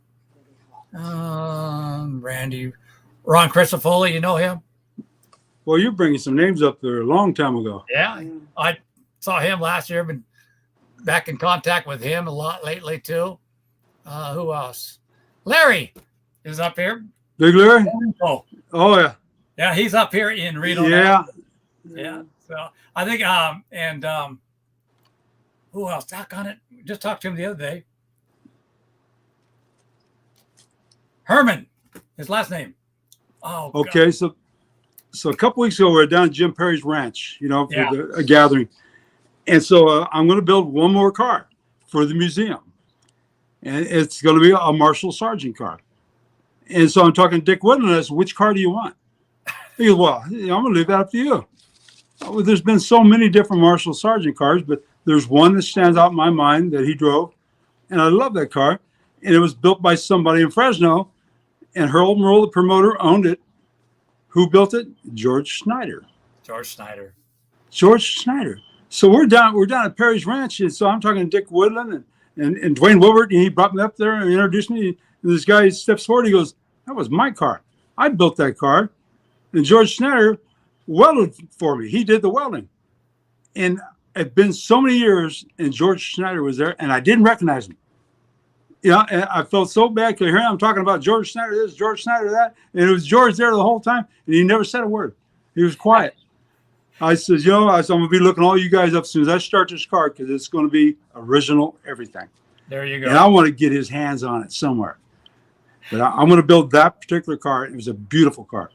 And it was built by them down in Fresno, and that's the one I'm going to do. It's a coupe. It'll be a real nice looking thing for the museum. I remember a coupe from that, and I can't remember what year. I won't give it away if I do anyhow, but there's somebody I want to apologize. We didn't even mention his name, which your brother Mark has been listening into. Oh. Mark, I can apologize, buddy, for not even mentioning you on here. But Mark is on here. Me and Mark have been working together a lot these last 8 years. I mean, that. we spent a lot of hours back in the shop again. So Mark moved up to Jamestown last year. Yeah. Ted Witt moved up there first, and then Mark followed him up there. I lost my right-hand man. Yeah. Yeah. I was going to say, I bet you it brings a lot of good feelings back with you and your brother. Oh, yeah. But yet we go at the racetrack and fight each other. That racing does that never to you. change. But they come home and it's like, hey, let's have a barbecue tomorrow. I remember some good racing that's between you and your brother. Oh, yeah. That either. Well, our car owners made us compete against each other. But Mark, I do apologize for not getting you there. We ought to get you on here too, Mark. In fact, I should have had you on here with your brother as well. Boy, he's got some good stories. Oh, yeah. Some of which I couldn't write about in my new book I'm going to be doing. Yeah. That's good. Well, Mike, I know your battery's going dead, and I'm going to let you go, but I want to say thank you very, very much, and thank you for all the great memories you've given a lot of us, especially me, and our friendship for over 50 years. Thank you very much for having me on. I really enjoyed it. It was difficult at first. This was no easy deal to get on here, but I'm not the computer savvy, but I can talk. Yeah, I'm not afraid to talk. Well, if you're going to tell a story, tell a good story. When I started announcing, I had to learn the computer real quick. I mean, I knew how, but not the way I have to use it now. So everything's based on that around the world, including our racing. I got a friend of mine, Roy Beam. He runs a Pro Stock. He's up in Oregon. In fact, he's running an organization now that up there. His name's Roy Beam. He's got a podcast too. But Mike McCann, that's funny. I know him from Medford. So that's where Mike is up in that area. As far as I know, he's still up in that area. So Stan again from Idaho. Ron Crisafoli asked them Mike to show us around the saloon and talk about some of the memorable too many beers. I'll have mine. Mike, Ron, we'll try that next time. Again, and we'll have Mike and Mark on both at the same time there again. But Mike, Joanne, I want to thank you guys there. Marshall, he's in the background there. That's the bar where they're at there. Thank you guys very, very, very much. This was I tell you, we love what we do. We're going to continue doing it to the day we can. I got to make it. Madeira Speedway in 2 weeks. I'm going to be there. Well, I tell you what. Now, Joanne loves this new car that I built so much that we finally did our will and doing those things we're supposed to do at our age. And she had me write down what we're going to do with that car. if I pass. She wants it. And where's it going? To the museum of her choice. She said that car cannot be sold. That car has become iconic, and I can't believe that. You know, of all the cars I've ever had, this one here, the Purple Monster, it will race on forever. Now, let me, before we go real quick, was that the best car you think you've ever built? It's a fast car. It's light. I've built some good race cars. Yeah. Dirt, different deal. Asphalt, it's right there with the best of them, and it's still not done. I've got some fine pieces on that car that people haven't even seen yet. Well, let me ask you this real quick. How did it feel to have that seat a little bit too high for you when you first took it out and had to lower it? Well, you know, I had a hard time fitting in the car in the first place because it is, you know, the car is nice. And Kyle, he's a big boy too. So I just moved that seat on down there a little further. So when I put that big 410 shaver motor in that thing, so last week on the drive, I had to hit the brake so hard when I drove in deep. My knees were smashing into the dashboard. So I moved everything back in the car. I've been working on this thing for 2 weeks now. I thought it was done. No, I had to go home and cut it up again. No one would know it because it's beautiful again. And so this next week, I'm going to fit in that thing, and Kyle's going to notice a difference too when he gets in it. Yeah, I can say he's a big boy, that's for sure. I pick on him. I said, you know what? I'm going to be lighter than you pretty soon. I'm going to take your job away from you. But he's one hell of a race driver and a family race driver. You know, enjoy it. All right, Mike, gonna let you go. I've been on here. Oh wow, almost a 2-hour show tonight. Really? Well, I knew it was gonna go a long time. Oh, yeah, we go on that all week. With your brother Mark on here, and it's probably end up being a 3-hour show. I don't care. Well, it'll be fun. We know we got some stories. Well, let me know next time he's up there. Even if I have to record part of it, I'll record part of it. Or come on a special night, we'll do it too. Not just. I may be up at his place, you know, because we got the 2 cars. We've got a 3-car team. Yeah. And we got 3 cars running, and can't run them all at the same time. But we're doing good. Got to get up there with Mark and do some fishing with him too. But did you see the big one he got last week? He got a big one finally. Yeah, he's been trying. He got it. Mike, but he's got his boat, got all the stuff. He's enjoying it. But he's got to have a race car. Up there. He knows you too for many years. He's done some paint work. Mike Dwight's up there in that area too. Yep. I got to go up there and do some bass fishing with him. He invited me to come up there, take the bass boat out and do some bass fishing with him. I got to get up there. Well, yes, you know, you're doing some very good fishing where you're at. Yeah. Well, not now. They drained our lake up here. Ah. Yeah. What water? There ain't no water nowhere. Couldn't believe but it's you know, it's just another dry year, and we'll be fine. That's it. Everything will go good. A lot of people know Fallon is an ag area. We got a lot of ranches and farms around here. All that water goes to them, so I understand. So. Yeah. Okay, Mike. Okay. Hey, nice meeting you. Everybody out there, thank you. Say hi to everybody in San Jose that I haven't seen for many years. Guess what? Next week I'm going to get to do it again myself. And there you go. That's why I Kyle in there. I'm going. I'm gonna make my hotel reservations, everything else. Call Kenny up, let him know I'm coming. All right. Okay, good Mike, take care. Thank you. Goodbye. Thank you. That's all I can say. Okay, Mike, take care. Well, I'll tell you what.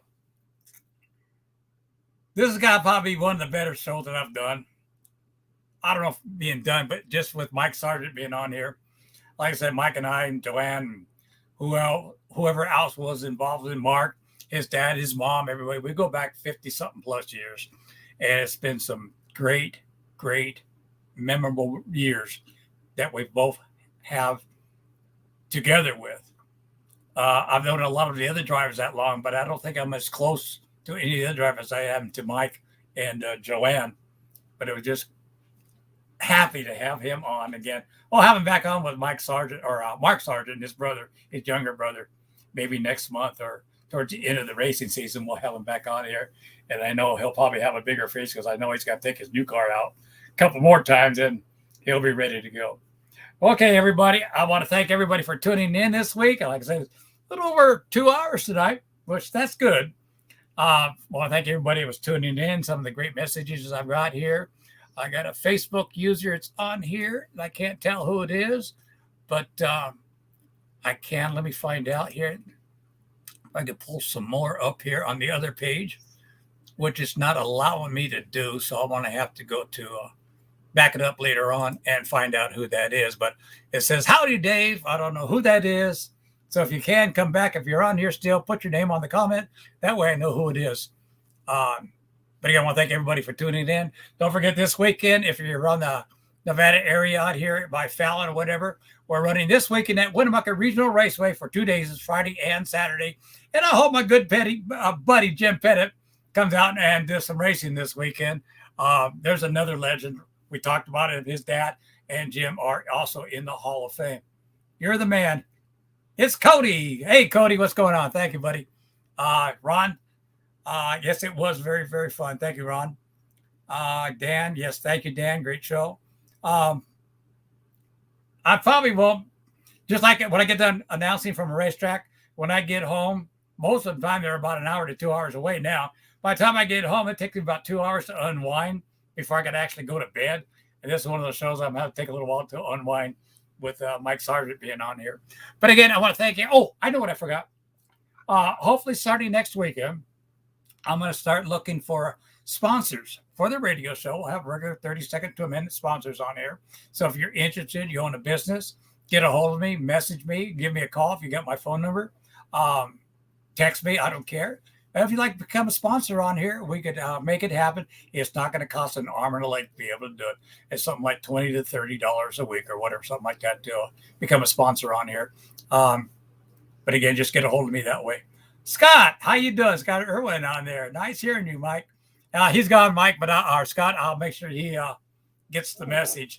And if you didn't hear, he'll be at Madera Speedway here in 2 weeks with his race car out there. But thanks for tuning in, Scott Irwin, the flagman over at Petaluma Speedway and wherever else, whatever racetrack he'll be flagging at. All right, everybody, take care. And again, look up on the online there at your local racetrack if they're racing this weekend and what times they're starting. That's the way you get all your information. If not, get a hold of me and I can find out just as well, too. But again, this weekend, Winnemucca Regional Racing, 2 days of racing, Friday and Saturday. Come on out. It'll be a lot of fun. Especially here in Nevada, the racing season is starting to wind down. September and 1 weekend in October, and we're done racing here in Nevada. California still have racing going on more than we do. We only got like about 5 or 6 racetracks here in the state of Nevada. They're not the big tracks that we're used to in California, but you know what? They all do a great job out here with the racing and everything else. We got guys that are good modified drivers. We got people running for state point champions. We got 3 of them running on the top 4 for the IMCA state championship for this year. We've got guys that are out here that have been IMCA national champions. One of them finished twice. Corey Sample is second 2 years in a row. So they're out here racing all the time. So we got a lot of good drivers here in the state of Nevada. So wherever they're at, whatever tracks they're at, just good racing. So come on out, especially this weekend at Winnemucca Regional Raceway. All right, everybody, take care. Have a good weekend racing and take care. And like always, God bless.